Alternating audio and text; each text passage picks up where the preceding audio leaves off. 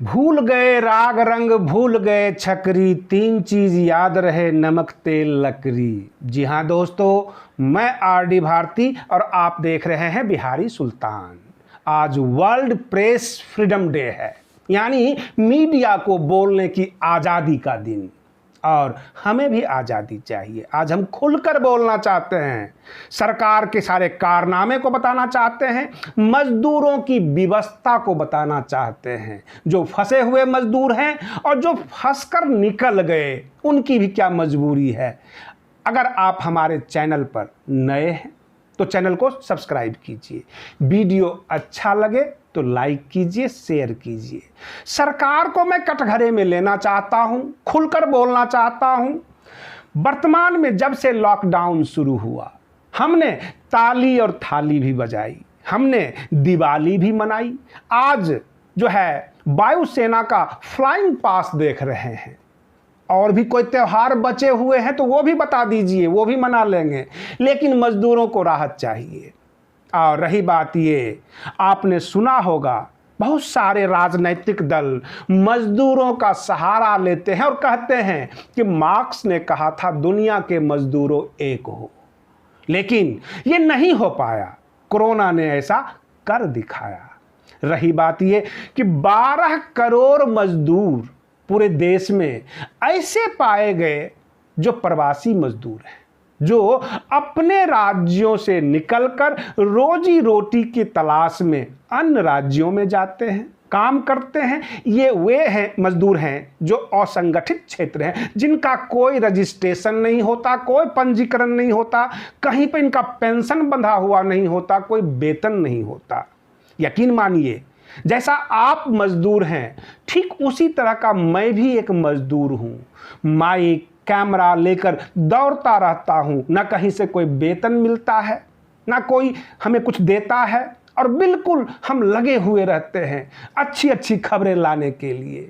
सरकार का कभी अगर नींद खुल जाए तो वो इन पत्रकारों के ऊपर भी ध्यान दे दे। लेकिन आज हमारे आज़ादी का दिन है, हम बोलेंगे और सरकार ने जो कमी किया वो भी बताएंगे।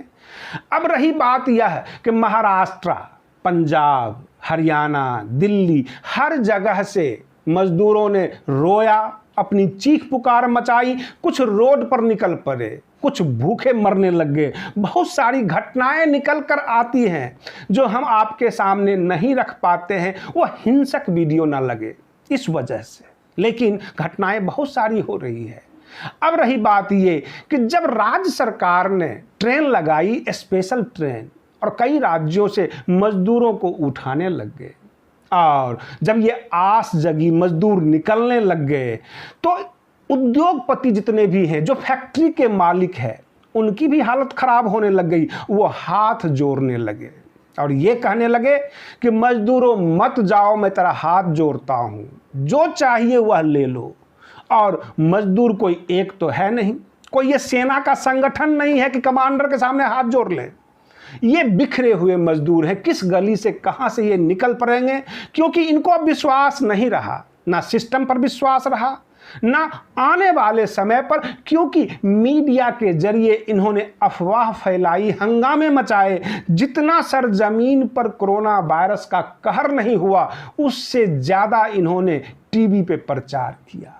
उस प्रचार को देख देख कर दिल दहल गया। हर कोई व्यक्ति अपने आप को असुरक्षित समझने लग गया और निकलने को तैयार हो गया। अब ये 12 करोड़ मजदूर इन शहरों से अगर निकल जाएंगे तो फैक्ट्रियां तो होगी, उसकी दीवार भी होगी, दीवार खड़ी रहेगी, परंतु वहां पर काम करने वाले नहीं होंगे।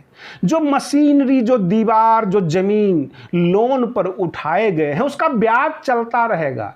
मजदूर होंगे नहीं, प्रोडक्शन निकलेगा नहीं। और ऐसी हालात बनती जा रही है कि पंजाब के मुख्यमंत्री कैप्टन अमरिंदर सिंह, हरियाणा के मुख्यमंत्री मनोहर लाल खट्टर, दिल्ली के मुख्यमंत्री अरविंद केजरीवाल और महाराष्ट्र के मुख्यमंत्री उद्धव ठाकरे ने हाथ जोड़ लिया केंद्र सरकार के सामने कि ये प्रोग्राम बंद किया जाए, मजदूर चले जाएंगे तो हमारी इकोनॉमी गिर जाएगी, हम भीख मांगने लग जाएंगे। क्योंकि हमारा उद्योग फिर उठेगा कैसे। समस्या यह है कि अधेर नगरी चौपट राजा, टके सिर भाजी टके सिर खाजा। केंद्र में भी बैठा हुआ धृतराष्ट्र है और राज्यों में बैठे हुए दुर्योधन हैं। प्रश्न यहां पर है, मजदूर क्या करे? मैं सुबह से अगर रोक भी लूं तो शाम की रोटी कौन देगा इन मजदूरों को? अगर रोटी दे भी दिया जाए तो 2 वक्त रोटी चावल से क्या 2 महीने गुजारा जा सकता है? इनको चाय भी चाहिए, नाश्ता भी चाहिए। इंसान है, जीते जागते इंसान है, ये घूमेंगे फिरेंगे। जीवन का अर्थ यह नहीं कि lodging and fooding. Baba Saheb Bhimrao Ambedkar ji ने कहा था कि जिंदगी जो है एक हसीन सपन है, इसको खुशी से जीना चाहिए, हर जरूरतें पूरी होनी चाहिए। लेकिन यह मजदूर वर्ग को आप केवल रोटी का टुकड़ा फेंक कर चुप कराने की कोशिश करते हैं। और ये कैसे चुप रहेंगे? क्योंकि इनका भी अपना परिवार होता है, इनके भी अपने कुछ अरमान हैं, कुछ सपने हैं। उन सपनों का दमन कब तक? मजदूरों की पुकार पर श्री हेमंत सोरेन जी ने पहल किया कि मजदूरों को ट्रेन से वापस लाते हैं, स्पेशल ट्रेन से। और शर्म के मारे बिहार सरकार ने भी पहल किया और वो भी अपने मजदूर उठाने लग गए। लेकिन प्रश्न यह उठता है कि जब उद्योगपति ने अपने अपने मुख्यमंत्रियों के ऊपर दबाव बनाए और पंजाब के मुख्यमंत्री कैप्टन अमरिंदर सिंह जी ने कहा कि अगर कामगार चले गए, मजदूर चले गए तो हमारे पास ज़मीनें रह जाएगी, फैक्ट्री रह जाएगी और ये वे रईस लोग रहेंगे जो काम नहीं करते, जो पैसे लगाते हैं, खर्च करते हैं, हुक्म करते हैं। काम तो मजदूर करते हैं। अगर मजदूर ही नहीं रहेंगे तो हमारी अर्थव्यवस्था चौपट हो जाएगी। सारे मुख्यमंत्रियों ने केंद्रीय मंत्री नितिन गडकरी जी से आग्रह किया और उन्होंने अपील किया कि मजदूरों रुक जाओ, आपकी सारी व्यवस्था करेंगे। लेकिन प्रश्न यह उठता है कि जब आपका विश्वास खत्म हो जाए तो आप भी सवाल करते हैं। आप सवाल कर सकते हैं कि हम क्यों रुकें? अगर सर पर टोकरी कौन पूछे नौकरी, आप ये कह सकते हैं।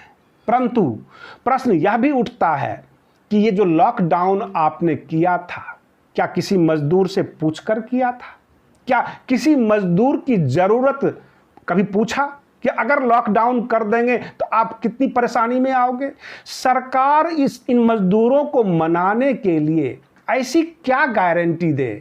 भाई ये दिहाड़ी मजदूर हैं, ये डेली पैसा लेते हैं, अपने ठेकेदारों से काम करते हैं, इनके बैंक अकाउंट में कुछ नहीं होता। कई बार तो इनके साथ ऐसी भी समस्या आई है, 10 दिन 15 दिन फैक्ट्री मालिकों ने काम करवा लिया, ठेकेदारों ने काम करवा लिया और जब लॉकडाउन हुआ तो पैसे भी नहीं दिए। वही कर्नाटक सरकार के मुख्यमंत्री येदियुरप्पा जी ने साफ साफ कह दिया फैक्ट्री मालिकों को, उद्योगपतियों को कि लॉकडाउन में जो फंसे हुए रहे मजदूर, उसका वेतन आप देंगे, क्योंकि वो आर्थिक रूप से टूट चुके हैं। अगर आप वेतन देने के लिए तैयार हैं तो मजदूरों से कुछ कहा जाए, और तैयार ही नहीं, आपको देना पड़ेगा। रही बात ये कि कई राज्यों के मुख्यमंत्री ने तो यहाँ तक सवाल कर दिया कि जो मजदूर पैदल निकल गए, साइकिल से निकल गए, मोटरसाइकिल से निकल गए, वो अपने गांव चले गए हैं, उनको वापस लाने के लिए वह भी फ्री में ट्रेन की व्यवस्था की जाए, नहीं तो अर्थव्यवस्था चौपट हो जाएगी, हम भीख मांगने लग जाएंगे। क्योंकि मजदूरों के ऊपर ही सारा उद्योग जगत टिका हुआ है। प्रश्न यह उठता है कि आपने यह तो सुना होगा कि स्पेशल ट्रेन चलाई जा रही है, मजदूरों को वहां से उठाया जा रहा है, बहुत सारी व्याख्या आपने सुनी है। लेकिन खबरें यह भी आ रही है कि उन मजदूरों से पैसे वसूले गए और जो मजदूर 1-2 महीने से पूरी तरह टूट चुके हैं, जिनके पास पैसे नहीं हैं, जो किसी तरह से भोजन पर पैसा खर्च किया, जिंदा रहे अभी तक, उनसे अगर यह कहा जाए कि 850 रुपये दो, 350 रुपये दो, तब जाके ट्रेन में बैठने दूंगा, उनकी हालत क्या होगी? क्या ये मजदूर अब सरकार पर भरोसा करेंगे? क्या सरकार कोई प्रलोभन देगी कि आप रुक जाओ तो मजदूर हाथ फैला देंगे, कह देंगे कुछ हाथ पर रखो, तब जाके हम रुकेंगे? क्योंकि भरोसा नहीं है। आपकी जो अनाउंसमेंट होती है वह 12 बजे रात से लागू होती है, परंतु मजदूरों का पेट तो 24 घंटे भूखा रहता है। इनका तो जैसे आँख खुलेगी भूख लगेगी, चाय की ज़रूरत होगी, खाना की ज़रूरत होगा, इनका कोई अनाउंसमेंट नहीं है और आप इनके लिए कोई व्यवस्था नहीं करते हैं। आपस में बहुत तगड़ी राजनीति हो रही है। कांग्रेस नेता कह रहे हैं कि मजदूरों को छला गया, मजदूरों से पैसे लिए गए। हम मानते हैं कि पैसे लिए गए और पैसे नहीं लेना चाहिए, लेकिन इन मजदूरों को विश्वास कैसे दिलाया जाए? क्योंकि हर राज्य के मुख्यमंत्री जब इन मजदूरों को जाते हुए देखा कि अब ये अपना बैग उठा चुके हैं, रास्ता पकड़ लिए हैं, अब ये रुकने वाले नहीं हैं, तब जाके ताबड़तोड़ फैक्ट्री का गेट खोलना शुरू कर दिए कि सारे के सारे काम पे कल से लौट जाओ। काम पर लौट तो जाओ, लेकिन इनके जेब में कुछ नहीं है। क्या ये उद्योगपति अपने पैसे इनके बीच में बांटेंगे? अपना बोनस ही दे देंगे? 2 महीने से कराते रहे हैं ये मजदूर, आपाधापी में रहे हैं। बहुत लोगों ने तो अपनी जान गंवा बैठा, इतना अविश्वास पैदा हो गया। अब रही बात ये कि जो आप करने वाले होते हैं, मीडिया पे चढ़कर काफ़ी अनाउंस करते हैं, काफ़ी बढ़ा चढ़ा कर बोलते हैं, इन मजदूरों को वायुसेना का फ्लाइंग पास से क्या लेना देना? और मजदूर अगर घर चले गए, गांव चले गए, तो आपकी सारी दादागिरी धरी की धरी रह जाएगी। आज तक यह देखा गया था कि मजदूर ये मजबूर हैं, इनको जितना दोहन किया जा सकता है कर सकते हैं। आपने ये सुना होगा कि देश में ध्रुवीकरण करके चुनाव जीता जाता है, जाति और धर्म करके चुनाव जीता जाता है, लेकिन क्या आपको लगता नहीं कि अगला चुनाव मजदूर वर्सेस पूंजीपति होगा? ये जो है केवल सिद्धांतों में नजर आता था कि मजदूर और फैक्ट्री मालिकों की लड़ाई है। आपने फिल्में देखी होगी, जो कि अब सच नजर आ रहा है। अगला चुनाव का परिणाम इस बात पे तय करेगा कि मजदूरों के साथ कौन, इन श्रमिकों के साथ कौन, और श्रम मंत्री ने इनके लिए क्या किया। क्या वो कुछ पैसे की पोटली लेकर खड़े होंगे? कुछ इनका भविष्य सुरक्षित करेंगे? योजनाएं बहुत है। अब ये मजदूर आपकी योजनाओं और आपकी घोषणाओं पर विश्वास करने वाले नहीं हैं। इनको चाहिए बिल्कुल हाथ पर गरम गरम रोकड़ा चाहिए। जब आप हरे भरे पत्ते हाथ पर रख देंगे तब जाके थोड़ा विश्वास होगा, थोड़ा रुकेंगे, अथवा अपना फैक्ट्री, अपना मकान, अपनी जागीर आप संभालो। अब ये रास्ता पकड़ चुके हैं। और रही बात ये कि अर्थव्यवस्था डामाडोल तो होगा ही। आप जानते हैं पिछले 1.5-2 महीने से लॉकडाउन चल रहा है। लॉकडाउन खुलने के बाद यह आशा किया जाता है कि बाजार फिर से खुलेगी, फैक्ट्रियां फिर से खुलेगी और फिर जाके अर्थव्यवस्था वापस आएगी, लौटेगी। लेकिन अर्थव्यवस्था का जो मूल धुरी है ये मजदूर वर्ग हैं, ये कामगार लोग हैं। कामगार ही नहीं रहेंगे, ट्रक से माल की ढुलाई कौन करेगा? उतारेगा कौन? गोदाम में रखेगा कौन?